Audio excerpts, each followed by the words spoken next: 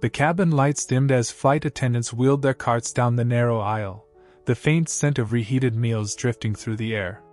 It was a long flight, stretching across time zones, and passengers were already weary. Some leaned against the windows, dozing. Others flicked through movies on glowing screens. In the middle row sat a boy no older than 11, his eyes wide with wonder as he looked around at the world of air travel. His name was Malik. Malik wasn't traveling with wealth or privilege. His clothes were clean but simple, his sneakers scuffed from too many playground adventures. His mother sat beside him, her hands folded neatly, her face showing the quiet exhaustion of someone who worked too many hours for too little pay. They weren't flying for vacation. They were traveling to visit family, scraping together enough for tickets after months of saving. For Malik, though, the flight itself was an adventure, a chance to glimpse the clouds, to marvel at the tiny houses far below. When the attendant stopped at their row, Malik's face lit up. "Chicken or pasta?" the woman asked politely. Malik smiled and pointed to the tray of chicken. His mother shook her head softly, declining a meal, insisting she wasn't hungry. Malik knew better, she just didn't want to spend the money. As he peeled back the foil from his tray, he noticed the couple sitting just across the aisle. They were elderly, maybe in their 70s, their faces etched with lines of years gone by. The man leaned heavily on his cane, and the woman's hands trembled slightly as she clutched her handbag. They had boarded slowly, carefully, holding onto each other as they navigated the crowded aisle. Now they looked down at their trays, confusion in their eyes. The flight attendant had run out of meals before reaching them. She apologized softly, promising to check the back, but her voice was strained with the kind of weariness that meant she already knew the answer. The couple smiled politely, brushing it off, saying they would be fine. But Malik saw the way the woman glanced at her husband, the disappointment they both tried to hide. Without thinking twice, Malik lifted his tray. He turned, his voice small but sure. "You can have mine," he said. The woman blinked in surprise, shaking her head. "Oh no, sweetheart, you eat. You're just a boy." But Malik pushed the tray toward them. "I'm not really that hungry. You should have it." For a moment, the elderly couple just stared, moved beyond words. The man finally reached out, his hand trembling as he accepted the tray.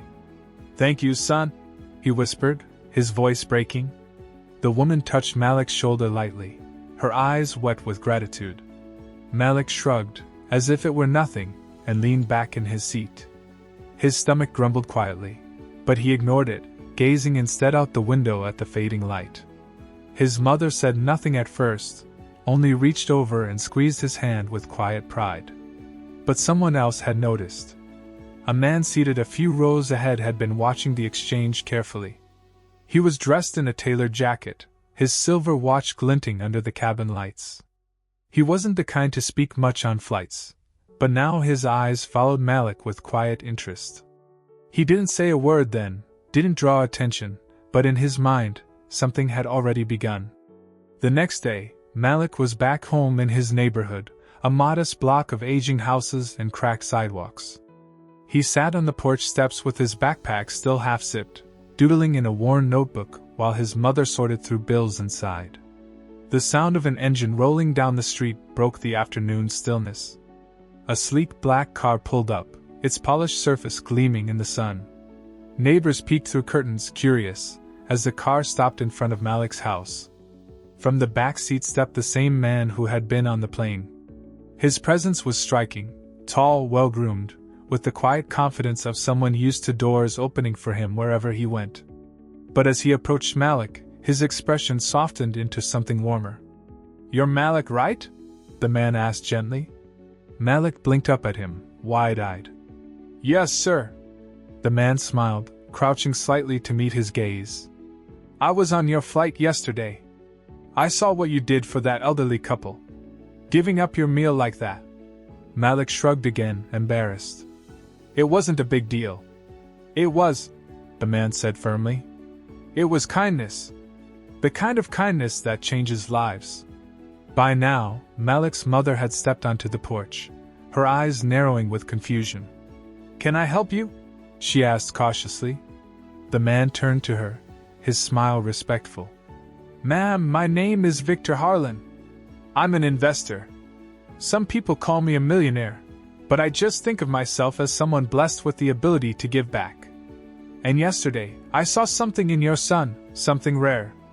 Malik's mother frowned slightly, uncertain. "And what exactly do you want?" Victor's gaze softened. "To help."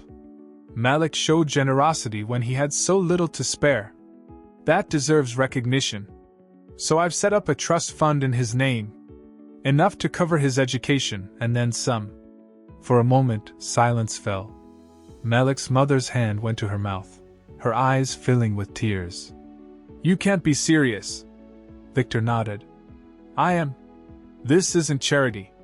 It's an investment. Because boys like Malik grow into men who make this world better." Malik sat frozen, his young mind struggling to understand the weight of what was being offered. His mother pulled him close, holding him tightly as tears slipped down her cheeks. Neighbors were gathering now, watching with stunned disbelief as the millionaire handed over a folder of documents, each page confirming that this was real. The elderly couple from the plane would later write Malik a letter, thanking him again for his kindness. But what stayed with him most was Victor's words, that true wealth isn't measured in money, but in the ability to lift others up. From that day forward, Malik's life was never the same. And it all began with a simple act of kindness at 30,000 feet, an act that proves sometimes the smallest gestures are the ones that echo loudest. If this story touched you, if it reminded you of the power of kindness in even the smallest acts, share it. Someone out there needs to hear it today. And if you want more unforgettable, cinematic stories like this one, make sure to like this video, subscribe, and hit the notification bell. These stories live on because of you.